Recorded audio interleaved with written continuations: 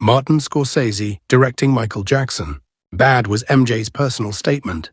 18 minutes of pure artistry. The subway scene was revolutionary. Michael wrote this masterpiece himself. Comment your favorite MJ song and follow. Here's one for the true fans. Quick question. How many studio albums did Michael Jackson release as a solo artist during his lifetime? Most people guess high. Some say 10. Some say 12. The real answer is 6. 6 solo studio albums got to be there. Off the Wall, Thriller, Bad, Dangerous, History, Invincible. Wait, that's 7.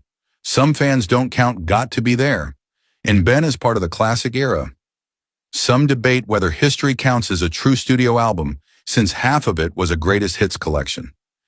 This is the kind of thing MJ fans argue about for hours, and honestly, that's part of the fun. So tell us, how many did you guess before reading this?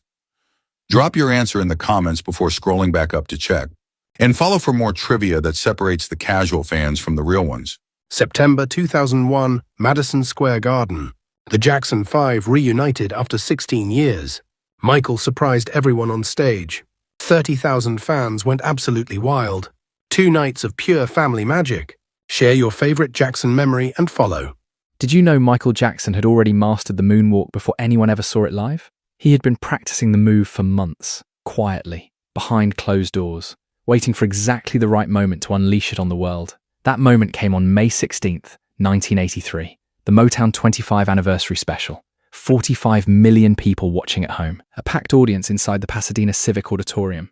He stepped into Billie Jean and everything felt normal at first. Then he hit that glide, 1 foot sliding back while his body moved forward. Smooth, slow, almost impossible looking. The crowd didn't just cheer, they froze. People genuinely could not process what their eyes were seeing. It looked like gravity had taken the night off. But here is what made it genius. MJ didn't just have the weapon. He knew exactly when to use it. 1 song, 1 moment, 1 move that would never be forgotten. That is the difference between being talented and being legendary. Timing turns a skill into a statement. Michael Jackson used to have nightmares because his father climbed through his bedroom window wearing a mask. And no, this wasn't a rumor. Michael actually talked about this himself years later. When he was a kid, Joe Jackson wanted to teach his children a lesson about leaving windows unlocked at night. But the way he did it honestly sounds like something out of a horror movie.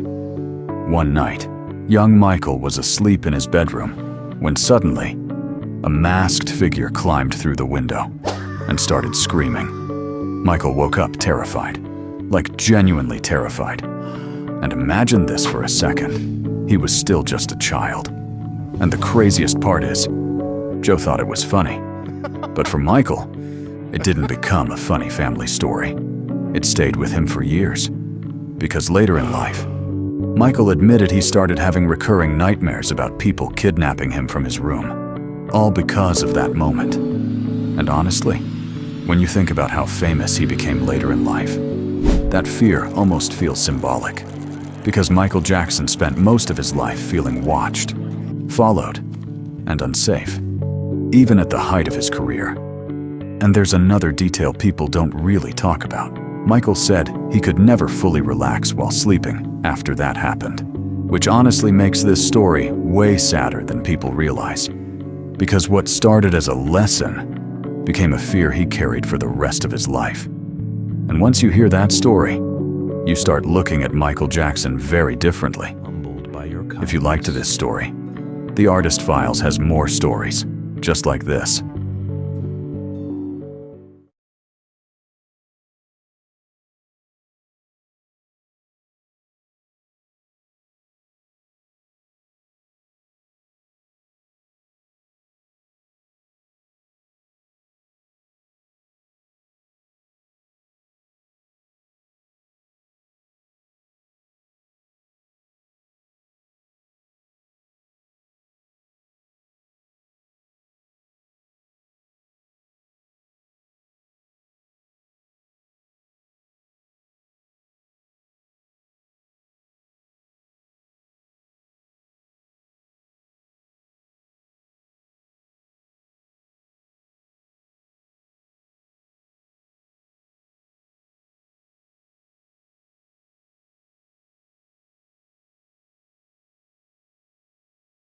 Did you know Michael Jackson built Neverland Ranch because he never got to have a childhood? He grew up rehearsing instead of playing. No birthday parties, no lazy afternoons, just work, pressure, and performance from the age of 5. So when he had the money and the power, he built the childhood he never had. A zoo, a Ferris wheel, a movie theater, all of it open to kids who needed a place to feel safe and free. He called it his healing place. Do you think he ever found the peace he was looking for?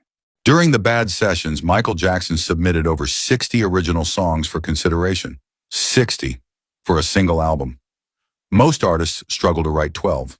One of those songs almost didn't make the final cut. The Way You Make Me Feel.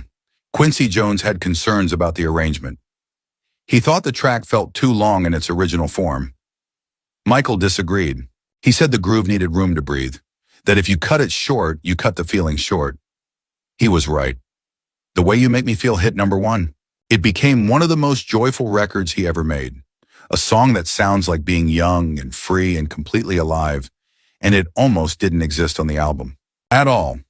Imagine a world where that track ended up in the vault. That is a world with a little less joy in it.